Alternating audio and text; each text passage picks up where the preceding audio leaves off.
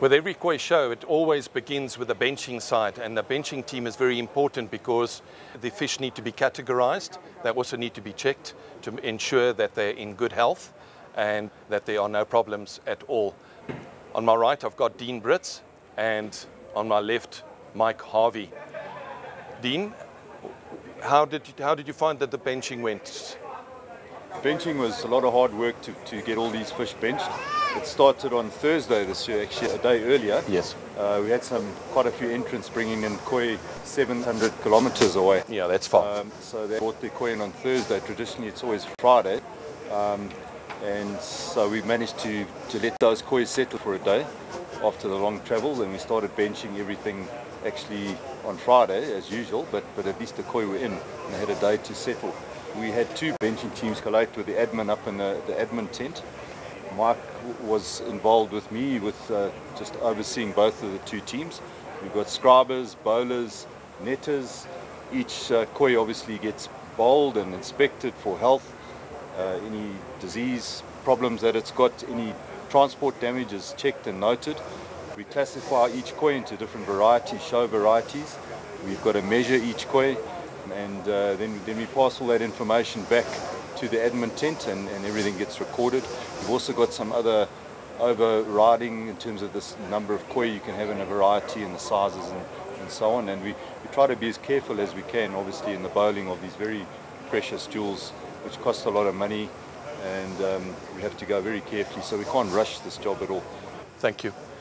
Mike? On the netting, damage that any koi might suffer when they've been netted at home or brought here, we do note it on the photograph, and we don't penalise them when we're judging. Right. So it's noted there, and it's ignored. If it's an infected wound that's obviously happened weeks before, then we're afraid they're not benched as such. They shouldn't be benched. Yes. So, yeah, that's on that side. Okay.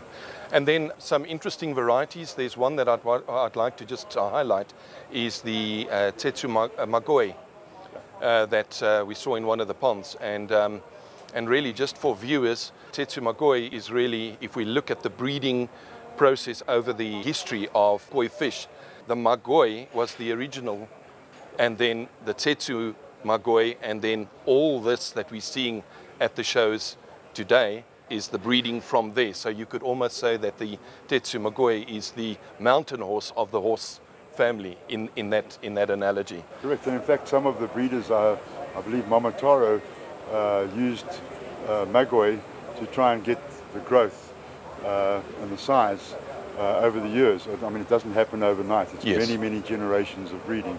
But to get them, I can remember many years ago, the grand champion was 60 centimeters. We're now sitting anything from 80 up to 90 centimeters, 98 centimeters. And I mean, even S Legend was at 101, wasn't it? Yeah. So that's significant. Yeah. And Roy Pele in KwaZulu-Natal has a kahaku of 99 centimeters. That is right. Might be 100 this year. Yeah. Yeah, very interesting. Well, I just want to say, gentlemen, you know, without the expertise, you know, we couldn't have a show.